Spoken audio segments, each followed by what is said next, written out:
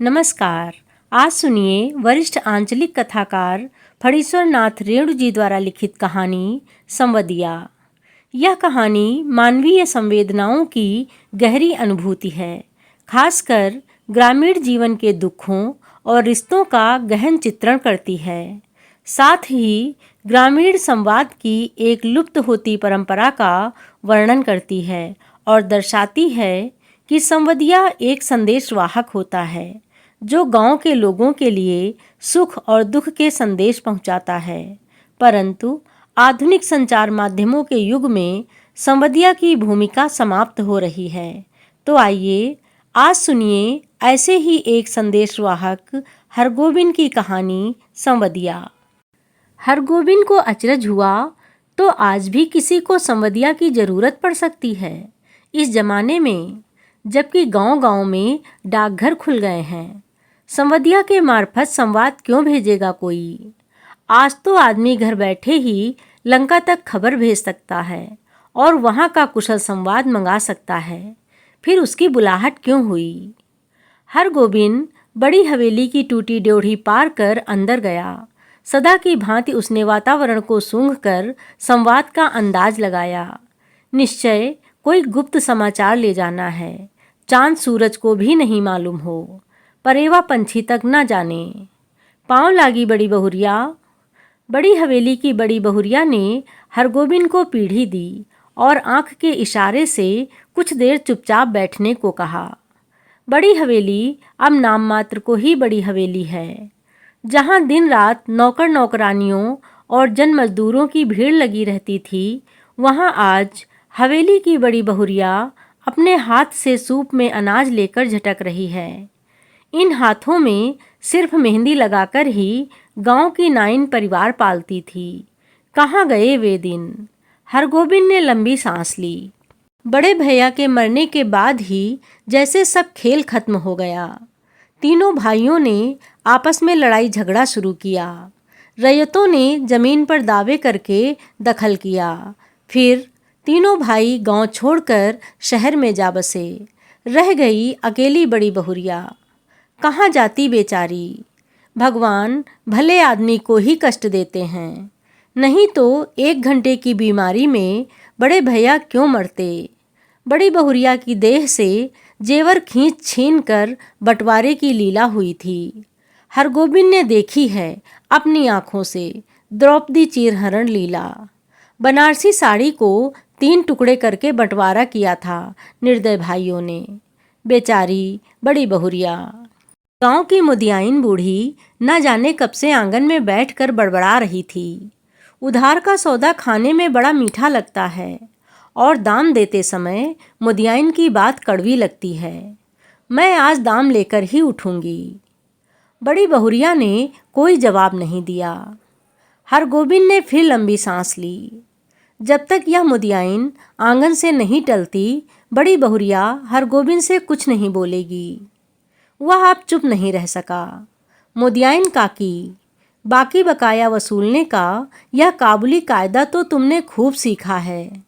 काबुली कायदा सुनते ही मुदियाइन तमक कर खड़ी हो गई।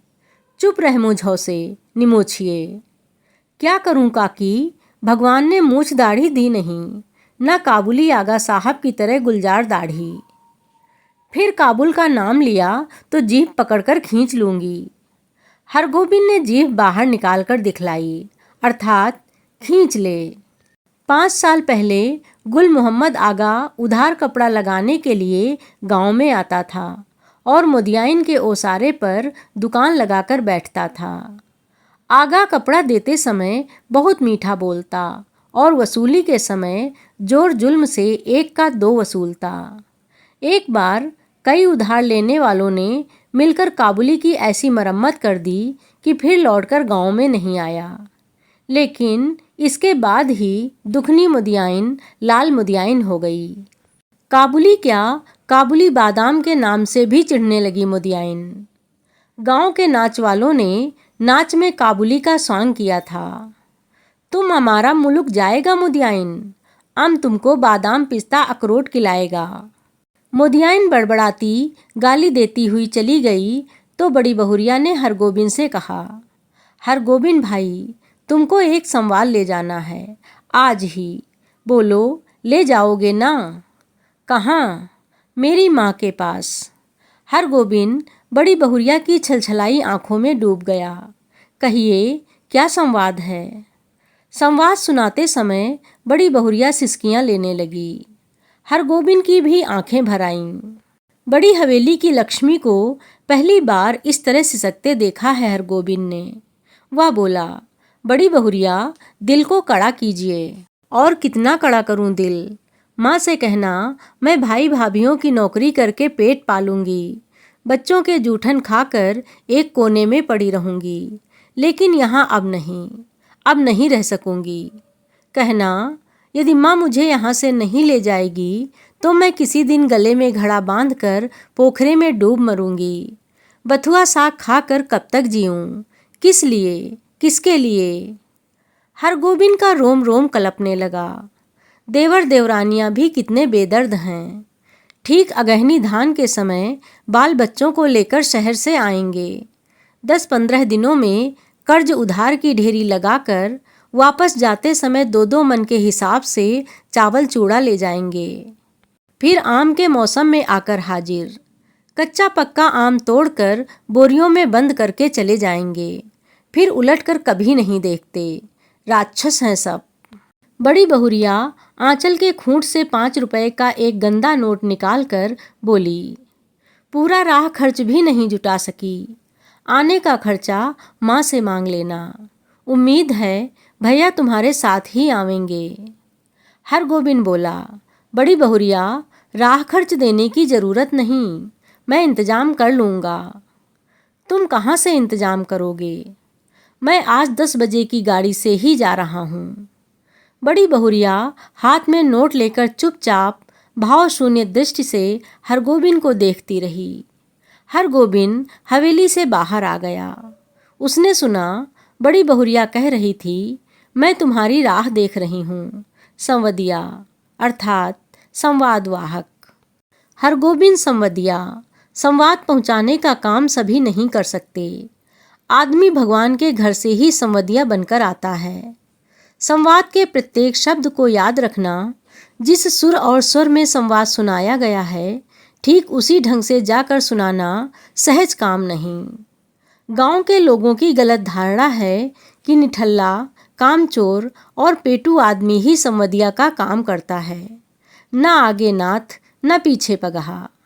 बिना मजदूरी लिए ही जो गांव-गांव संवाद पहुंचावे, उसको और क्या कहेंगे? औरतों का गुलाम। जरा सी मीठी बोली सुनकर ही नशे में आ जाए, ऐसे मर्द को भी भला मर्द कहेंगे। किंतु गांव में ऐसा कौन है जिसके घर की माँ बहू बेटी का संवाद हरगोविंद ने नहीं पहुंचाया है? लेकिन ऐसा संवाद पहली बार ले जा रहा है वह। गाड़ी पर सवार होते ही हरगोविंद को पुराने दिनों और संवादों की याद आने लगी। एक करुण गीत की भूली हुई कड़ी फिर उसके कानों के पास गूंजने लगी। पैया पड़ूं, दाढ़ी धरूं, हमरो संवाद ले ले जाहु रे संवदिया। बड़ी बहुरिया के संवाद का प्रत्येक शब्द उसके मन में कांटे की तरह चुभ रहा है। किसके भरोसे यहाँ रहूंगी? एक नौकर था, वह भी कल भाग गया।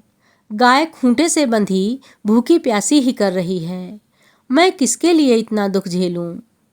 हरगोविंद ने अपने पास बैठे हुए एक यात्री से पूछा, क्यों भाई साहब, थाना बिहमपुर में डाकगाड़ी रुकती है या नहीं? यात्री ने मानो कुढ़कर कहा, थाना बिहमपुर में सभी गाड़ियां रुकती हैं।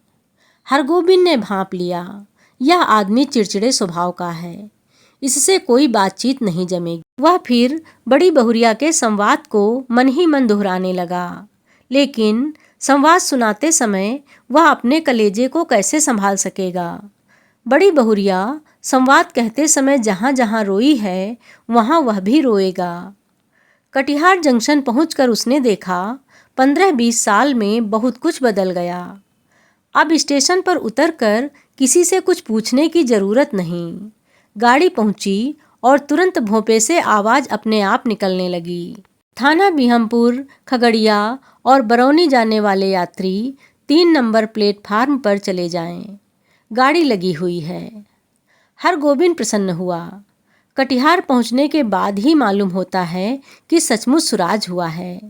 इसके पहले कटिहार पहुंचकर किस गाड़ी में चढ़ें और किधर जाएं, इस पूछताछ में ही कितनी बार उसकी गाड़ी छूट गई है।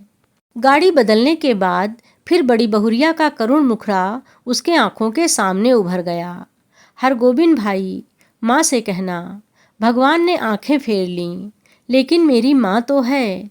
किस लिए मैं बथुआ साग खाकर कब तक जीऊँ। थाना बिहमपुर स्टेशन पर जब गाड़ी पहुंची तो हरगोविंद का जी भारी हो गया। इसके पहले भी कई भले बुरे संवाद लेकर वह इस गांव में आया है, कभी ऐसा नहीं हुआ। उसके पैर गांव की ओर बढ़ ही नहीं रहे थे। इसी पगडंडी से बड़ी बहुरिया अपनी मैके लौट आएगी, गांव छोड़कर चली जावेगी, फिर कभी नहीं आवेगी। हरगोविंद का मन कलपने लगा। तब गांव में क्या रह जाएगा। गांव की लक्ष्मी ही गांव छोड़कर चली जाएगी। किस मुंह से वह ऐसा संवाद सुनाएगा। कैसे कहेगा कि बड़ी बहुरिया बथुआ साग खाकर गुजर कर रही है। सुनने वाले हरगोविंद के गांव का नाम लेकर थूकेंगे, कैसा गांव है जहां लक्ष्मी जैसी बहुरिया दुख भोग रही है। अनिच्छापूर्वक हरगोविंद ने गांव में प्रवेश किया। हरगोविंद को देखते ही गांव के लोगों ने पहचान लिया। जलालगढ़ गांव का संवदिया आया है, न जाने क्या संवाद लेकर आया है। राम राम भाई, कहो कुशल समाचार ठीक है ना। राम राम भैया जी, भगवान की दया से सब आनंदी है। उधर पानी बूंदी पड़ी है। बड़ी बहुरिया के बड़े भाई ने पहले हरगोविंद को नहीं पहचाना। हरगोविंद ने अपना परिचय दिया तो उन्होंने सबसे पहले अपनी बहन का समाचार पूछा। दीदी कैसी हैं। भगवान की दया से सब राजी खुशी है। मुंह हाथ धोने के बाद हरगोविंद की बुलाहट आंगन में हुई। अब हरगोविंद कांपने लगा, उसका कलेजा धड़कने लगा। ऐसा तो कभी नहीं हुआ। बड़ी बहुरिया की छलछलाई हुई आंखें, सिसकियों से भरा हुआ संवाद। उसने बड़ी बहुरिया की बूढ़ी माता को पांव लागी की। बूढ़ी माता ने पूछा, कहो बेटा, क्या समाचार है। माए जी, आपके आशीर्वाद से सब ठीक है। कोई संवाद। संवाद? जी संवाद तो कोई नहीं। मैं कल सिरसिया गांव आया था तो सोचा एक बार चलकर आप लोगों का दर्शन कर लूं। बूढ़ी माता हरगोविंद की बात सुनकर कुछ उदास सी हो गई। तो तुम कोई संवाद लेकर नहीं आए हो। जी नहीं, कोई संवाद नहीं। ऐसे बड़ी बहुरिया ने कहा है कि यदि छुट्टी हुई तो दशहरा के समय गंगा जी के मेले में आकर माँ से भेंट मुलाकात कर जाऊंगी। बूढ़ी माता चुप रही। हरगोविंद बोला, छुट्टी कैसे मिले, सारी गृहस्थी बड़ी बहुरिया के ऊपर ही है। बूढ़ी माता बोली, मैं तो बबुआ से कह रही थी कि जाकर दीदी को लिवा लाओ, यहीं रहेगी। वहाँ अब क्या रह गया है। जमीन जायदाद तो सब चली ही गई। तीनों देवर अब शहर में जाकर बस गए हैं। कोई खोज खबर भी नहीं लेते। मेरी बेटी अकेली। नहीं माए जी, जमीन जायदाद अभी भी कुछ कम नहीं, जो है वही बहुत है। टूट भी गई है तो आखिर बड़ी हवेली ही है, सवांग नहीं है। यह बात ठीक है, मगर बड़ी बहुरिया का तो सारा गांव ही परिवार है। हमारे गांव की लक्ष्मी है बड़ी बहुरिया। गांव की लक्ष्मी गांव को छोड़कर बाहर कैसे जाएगी। यूँ देवर लोग हर बार आकर ले जाने की जिद करते हैं। बूढ़ी माता ने अपने हाथ से हरगोविंद को जलपान लाकर दिया। पहले थोड़ा जलपान कर लो बबुआ। जलपान करते समय हरगोविंद को लगा बड़ी बहुरिया दालान पर बैठी उसकी राह देख रही है, भूखी प्यासी। रात में भोजन करते समय भी बड़ी बहुरिया मानो सामने आकर बैठ गई। कर्ज उधार अब कोई देते नहीं। एक पेट तो कुत्ता भी पालता है, लेकिन मैं। माँ से कहना। हरगोविंद ने थाली की ओर देखा। दाल भात, 3 किस्म की भाजी भी, पापड़, अचार। बड़ी बहुरिया बथुआ साग उबालकर खा रही होगी। बूढ़ी माता ने कहा, क्यों बबुआ, खाते क्यों नहीं। माए जी, पेट भर जलपान जो कर लिया है। अरे, जवान आदमी तो 5 बार जलपान करके भी एक थाल भात खाता है। हरगोविंद ने कुछ नहीं खाया, खाया नहीं गया। संवदिया डटकर खाता है और अफरकर सोता है, किंतु हरगोविंद को नींद नहीं आ रही है। यह उसने क्या किया, क्या कर दिया? वह किस लिए आया था? वह झूठ क्यों बोला? नहीं नहीं, सुबह उठते ही वह बूढ़ी माता को बड़ी बहुरिया का सही संवाद सुना देगा, अक्षर अक्षर। माए जी, आपकी इकलौती बेटी बहुत कष्ट में है। आज ही किसी को भेजकर बुलवा लीजिए, नहीं तो वह सचमुच कुछ कर बैठेगी। आखिर किसके लिए वह इतना सहेगी? बड़ी बहुरिया ने कहा है, भाभी के बच्चों के जूठन खाकर वह एक कोने में पड़ी रहेगी। रात भर हरगोविंद को नींद नहीं आई। आंखों के सामने बड़ी बहुरिया बैठी रही, सिसकती, आंसू पोंछती हुई। सुबह उठकर उसने दिल को कड़ा किया। वह संवदिया है, उसका काम है सही सही संवाद पहुंचाना। वह बड़ी बहुरिया का संवाद सुनाने के लिए बूढ़ी माता के पास जा बैठा। बूढ़ी माता ने पूछा, क्या है बबुआ, कुछ कहोगे? माए जी, मुझे इसी गाड़ी से वापस जाना होगा, कई दिन हो गए। अरे, इतनी जल्दी क्या है, एक आध दिन रहकर मेहमानी कर लो। नहीं माए जी, इस बार आज्ञा दीजिए। दशहरा में मैं भी बड़ी बहुरिया के साथ आऊँगा, तब डटकर 15 दिनों तक मेहमानी करूँगा। बूढ़ी माता बोली, ऐसी जल्दी थी तो आए ही क्यों? सोचा था बिटिया के लिए दही चूड़ा भेजूंगी। सो दही तो नहीं हो सकेगा आज।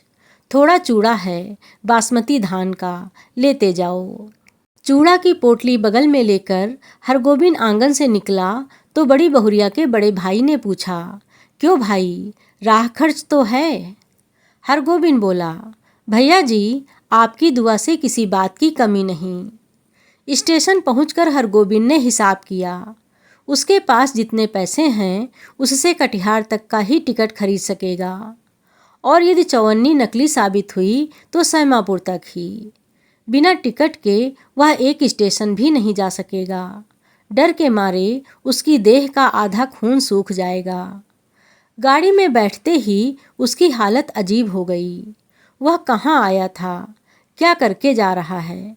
बड़ी बहुरिया को क्या जवाब देगा? यदि गाड़ी में निर्गुण गाने वाला सूरदास नहीं आता तो ना जाने उसकी क्या हालत होती। सूरदास के गीतों को सुनकर उसका जी स्थिर हुआ थोड़ा कि अहो रामा, नहरा को सुख सपन भयो, अब देश पिया को डुलिया चली, भाई रो मती यही कर्म की गति। सूरदास चला गया तो उसके मन में बैठी हुई बड़ी बहुरिया फिर से रोने लगी। किसके लिए इतना दुख सहूं?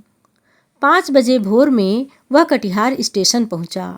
भोंपे से आवाज़ आ रही थी, बैरगाछी, कुसियार और जलालगढ़ जाने वाले यात्री 1 नंबर प्लेटफार्म पर चले जाएं। हरगोविंद को जलालगढ़ जाना है, किंतु वह 1 नंबर प्लेटफार्म पर कैसे जाएगा? उसके पास तो कटिहार तक का ही टिकट है। जलालगढ़ 20 कोस। बड़ी बहुरिया राह देख रही होगी। 20 कोस की मंजिल भी कोई दूर की मंजिल है, वह पैदल ही जाएगा। हरगोविंद महावीर विक्रम बजरंगी का नाम लेकर पैदल ही चल पड़ा। 10 कोस तक वह मानो बाई के झोंके पर रहा। कस्बा शहर पहुंचकर उसने पेट भर पानी पी लिया। पोटली में नाक लगाकर उसने सूंघा, आहा, बासमती धान का चूड़ा है, माँ की सौगात बेटी के लिए। नहीं, वह इससे एक मुट्ठी भी नहीं खा सकेगा। किंतु वह क्या जवाब देगा बड़ी बहुरिया को? उसके पैर लड़खड़ाए। अभी वह कुछ नहीं सोचेगा। अभी सिर्फ चलना है, जल्दी पहुंचना है गांव। बड़ी बहुरिया की डबडबाई हुई आंखें उसको गांव की ओर खींच रही थीं। मैं बैठी राह ताकती रहूंगी। 15 कोस। माँ से कहना अब नहीं रह सकूंगी। 16, 17, 18। जलालगढ़ स्टेशन का सिग्नल दिखाई पड़ता है। गांव का ताड़ सिर ऊंचा करके उसकी चाल को देख रहा है। उसी ताड़ के नीचे बड़ी हवेली की दालान पर चुपचाप टकटकी लगाकर राह देख रही है बड़ी बहुरिया, भूखी प्यासी। हमरो संवाद ले जाहु रे संवदिया। लेकिन यह कहाँ चला आया हरगोविंद? यह कौन गांव है? पहली सांझ में ही अमावस्या का अंधकार। किस राह से वह किधर जा रहा है? नदी है। कहाँ से आ गई नदी? नदी नहीं, खेत हैं। ये झोपड़े हैं या हाथियों का झुंड? ताड़ का पेड़ किधर गया? वह राह भूलकर न जाने कहाँ भटक गया। इस गांव में आदमी नहीं रहते क्या? कहीं कोई रोशनी नहीं, किससे पूछे? वहाँ वह रोशनी है या आँखें? वह खड़ा है या चल रहा है? वह गाड़ी में है या धरती पर? हरगोविंद भाई आ गए। बड़ी बहुरिया की बोली यह कटिहार स्टेशन का भोंपा बोल रहा है। हरगोविंद भाई क्या हुआ तुमको?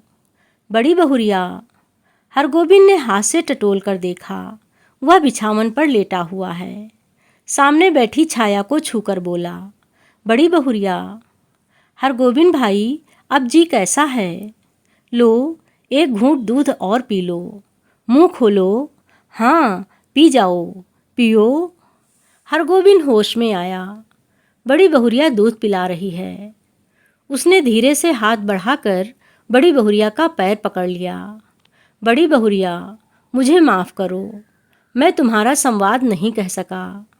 तुम गांव छोड़कर मत जाओ, तुमको कोई कष्ट नहीं होने दूंगा। मैं तुम्हारा बेटा बड़ी बहुरिया, तुम मेरी माँ, सारे गांव की माँ हो। मैं अब निठल्ला बैठा नहीं रहूँगा, तुम्हारा सब काम करूँगा। बोलो बड़ी माँ, तुम गांव छोड़कर चली तो नहीं जाओगी? बोलो। बड़ी बहुरिया गर्म दूध में एक मुट्ठी बासमती चूड़ा डालकर मसकने लगी। संवाद भेजने के बाद से ही वह अपनी गलती पर पछता रही थी। अभी आप सुन रहे थे अत्यंत मार्मिक कहानी संवदिया। कहानी में संदेशों की संवेदनशीलता एवं ग्रामीण सामाजिक रिश्तों की भावुकता अपना अमिट प्रभाव छोड़ती है। एक संदेशवाहक व्यक्ति सिर्फ संदेश ही नहीं पहुंचाता, बल्कि संदेश भेजने वाले के भावों को आत्मसात कर लेता है। कहानी में दर्शाया गया है कि पुराने समय में संदेश केवल शब्दों का आदान प्रदान नहीं था, बल्कि उसमें भावनाएं, सुख दुख और मानवीय जुड़ाव भी शामिल होते थे। हरगोविंद का बड़ी बहुरिया के संदेश को सुनकर भावुक हो जाना और वह संदेश ना कह पाना इसी संवेदना का प्रतीक है। लेकिन नई संचार व्यवस्था में यह संवेदनशीलता कम हो गई है। इस प्रकार मशीनी युग में खोती जा रही मानवीय संवेदना, ग्रामीण जीवन के बदलते स्वरूप और सामाजिक जुड़ाव की टूट को लेखक ने बड़ी ही कुशलता से चित्रित किया है। कहानी आपको अच्छी लगी हो तो लाइक कीजिए, शेयर कीजिए और हमारे YouTube चैनल हिंदी साहित्याकाश को सब्सक्राइब अवश्य कर लीजिए। धन्यवाद।